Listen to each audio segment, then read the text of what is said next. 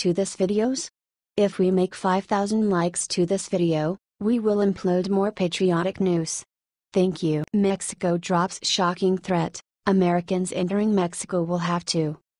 Mexico is finally realizing it's going to have to pay for the border wall, and you'll never guess what she's doing in retaliation. There's a couple of good guesses. If you thought, stop cooperating with Homeland Security, you're pretty close. After all, if we lost track of all those cartel hitmen, we'd be in serious trouble.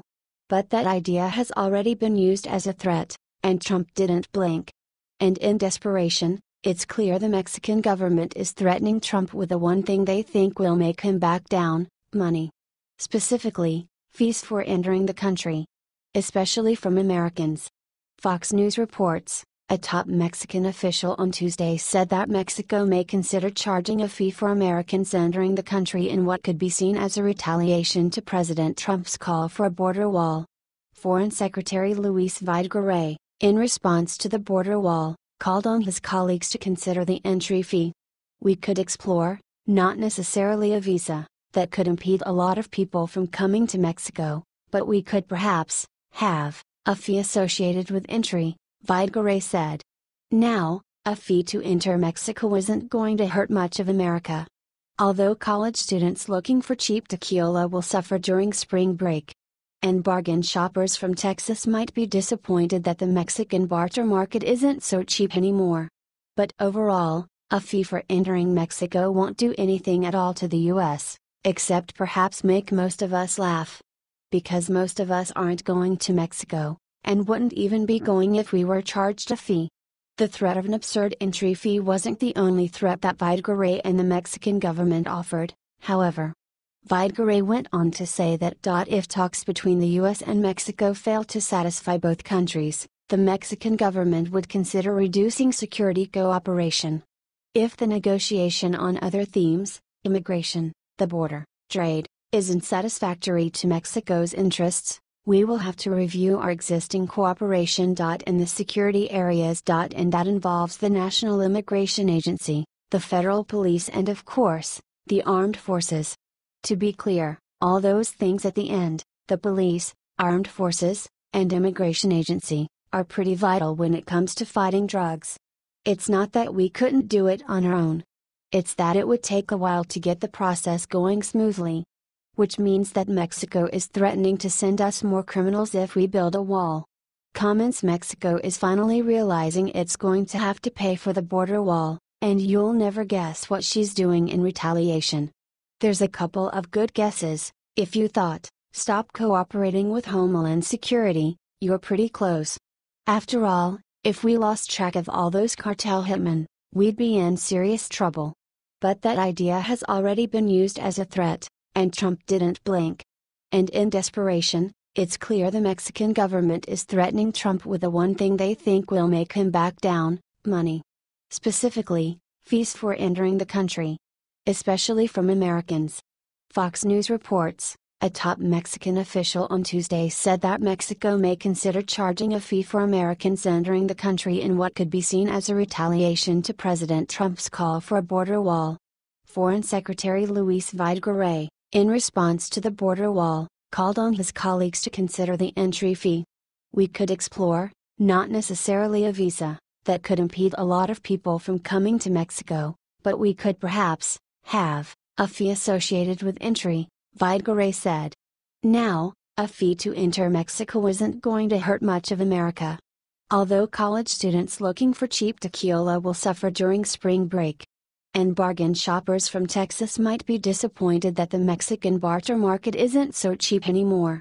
But overall, a fee for entering Mexico won't do anything at all to the U.S., except perhaps make most of us laugh. Because most of us aren't going to Mexico, and wouldn't even be going if we were charged a fee. The threat of an absurd entry fee wasn't the only threat that Videgaray and the Mexican government offered, however. Videgaray went on to say that if talks between the U.S. and Mexico fail to satisfy both countries, the Mexican government would consider reducing security cooperation. If the negotiation on other themes, immigration, the border, trade, isn't satisfactory to Mexico's interests, We will have to review our existing cooperation. In the security areas. And that involves the National Immigration Agency, the federal police, and of course, the armed forces. To be clear, all those things at the end, the police, armed forces, and immigration agency, are pretty vital when it comes to fighting drugs. It's not that we couldn't do it on our own. It's that it would take a while to get the process going smoothly. Which means that Mexico is threatening to send us more criminals if we build a wall. It's ironic enough that Mexico is charging us money to enter their country, money which would, in the end, only pay for a wall. It's even more ironic that the wall we're building might protect us against Mexico's retaliation for that very.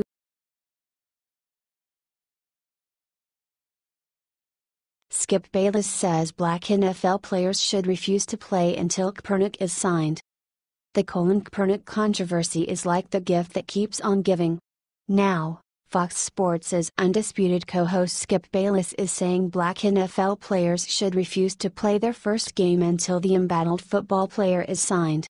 If the black players would unite, and say, "We will not play game 1 this year," Bayless said Tuesday, "I promise you, it would have an impact and would get something done." The former San Francisco 49ers quarterback hasn't received much interest from NFL teams in the months since he controversially took a knee during the national anthem in protest of perceived racial injustice in the United States.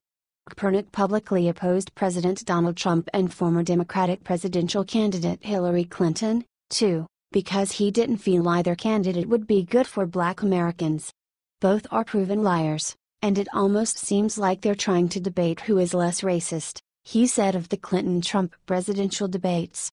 And at this point, I was talking with one of my friends who goes, you have to pick the lesser of two evils, but in the end, it's still evil. Earlier in Tuesday's segment, sports journalist Rob Parker said, "Oftentimes, we hear about the pushback from NFL fans. It's about damn time the NFL recognizes that black people are fans of the game as well." He went on to note that black athletes make up about 70% of the players on the field, adding, "We count, too." Bayless agreed with Parker.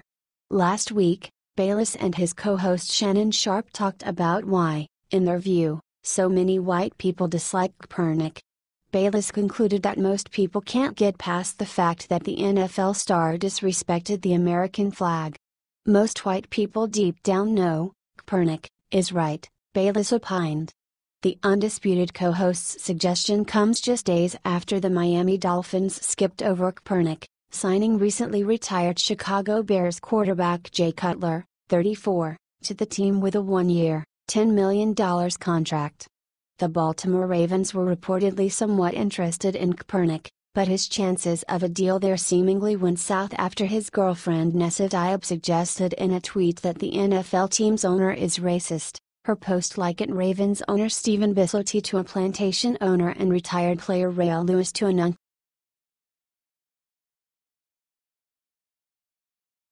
After telling Trump FCKU, Jennifer Lawrence says country must move past divide and anger. Hollywood A-lister Jennifer Lawrence says the country must move past its political divide and anger, despite saying just last year that if she were ever to meet President Donald Trump, she would want to tell him, FCKU. In a cover story interview with Vogue published Wednesday, Lawrence said there needs to be a bridge between people who disagree on political issues. We can't continue this divide and anger. There are issues affecting us as human beings, not as liberals and not as Republicans. We have to protect the foundation of this country, and acceptance, Lawrence told the magazine. If you're preaching acceptance, accept immigrants, accept Muslims, accept everybody, she added. Lawrence's desire for reconciliation between political foes, however, appears to be far from the position she took toward Donald Trump and his supporters before and after the presidential election. If Donald Trump becomes president, that will be the end of the world, the Hunger Games star said in 2015 at a promotional press junket. During an appearance last May on The Graham Norton Show, Lawrence recalled how she once attended a concert at which the Republican presidential frontrunner was also present. "I was at a concert that I heard he was attending, so I had my full security, I was like, find Donald Trump, Lawrence explained. Because I was adamant on finding him and then making a video of me going, "Hey Trump, FCKU." In the wake of Trump's historic presidential election win, Lawrence wrote a post-election message to women published by Vice website Broadly in which she urged Clinton supporters to let Trump's victory enrage them. Do not let this defeat you, let this enrage you.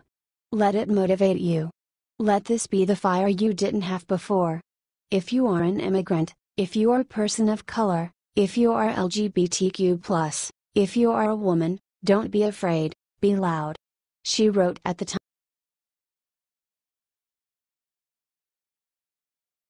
Democrats threaten gov shutdown to block border wall. Democrats are threatening to shutter many government agencies on October 1st unless President Donald Trump gives up his popular campaign promise to build the border wall against Mexico, according to Politico.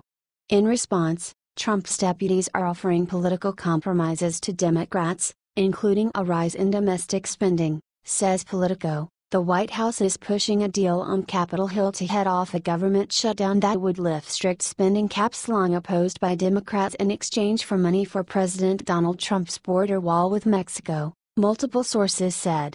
Mark Short, the White House's Director of Legislative Affairs, met with top staffers from both parties on the Senate Appropriations Committee last week to make a hard sell for the proposal, the sources said. Short, who said the border funding would be used for a double fence, stressed that the White House is insisting on a down payment for construction this fall. Short also lobbied for a big budget increase for the Pentagon, another priority for Trump. If Democrats block the spending plan, many government agencies will have to send their employees home. But national security agencies, and various aid programs, such as the Social Security program, would keep operating. Trump's pending request for an October funding package of $1.6 billion would help build roughly 62 miles of border wall. In May, Democrats, aided by a passive GOP leadership, blocked a 2017 funding package that would have helped quickly build 42 miles of wall. Led by Senator Chuck Schumer, Democrats are hoping to block any wall construction, so protecting the northward flow of government-dependent workers to Democratic-run cities, and also breaking Trump's 2016 primary campaign promise. But Democratic politicians are also being squeezed between their radical base and popular opinion, which favors Trump's immigration reform plans. For example, Politico reported that Senator Tammy Baldwin is opposing the border fence. I do know for a fact that every Democrat considers wall funding to be a poison pill, she told Politico. But a recent poll shows that Trump's immigration reform gets overwhelming support in Wisconsin, where Baldwin must face the voters in 2018. The June poll of 1,000 likely midterm voters was conducted for Numbers USA, which favors Trump's merit immigration reform. For example, the poll asked, "Do you strongly support, somewhat oppose or strongly oppose setting up rules to ensure that businesses give first preference for jobs to American workers and legal immigrants already in this country before businesses can ask for new immigrant workers?" The proposal won 53% strong support, and only 6% strong opposition, said Numbers USA.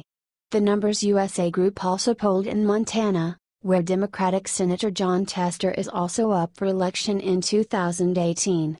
He suggested to Politico that he could support Trump's double-layer fence, saying, "There are places where the wall makes sense, and there are places where the wall doesn't make sense, and there are better options. I'll just take a look at it and see." 8 additional Democratic senators are up for election in 2018 in states where Trump won. In 2014, Schumer and Democrats lost 10 Senate seats after trying to push through the so-called Gang of 8 cheap labor and amnesty bill.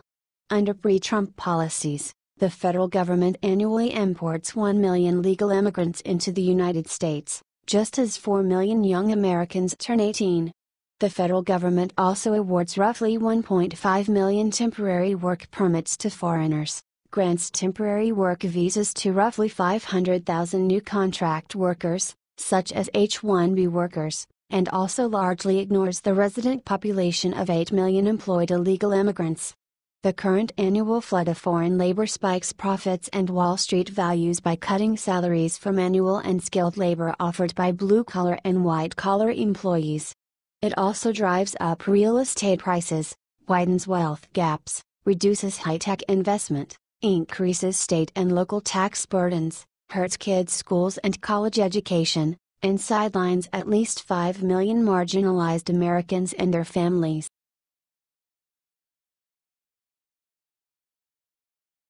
Secret Service agent Maxine Waters is a fraud, and I'll prove it to you. During her recent appearance on The View, U.S. Representative Maxine Waters, D. California, suggested that the leaks from the White House are good for Americans, reports Fox News. She advocated for the efforts of moles in the White House and voiced her desire to see the president impeached. According to the Gateway pundit, Dan Bongino, a former Secret Service agent, appeared on Fox and Friends to call Waters a fraud and declared, "I can prove it to you."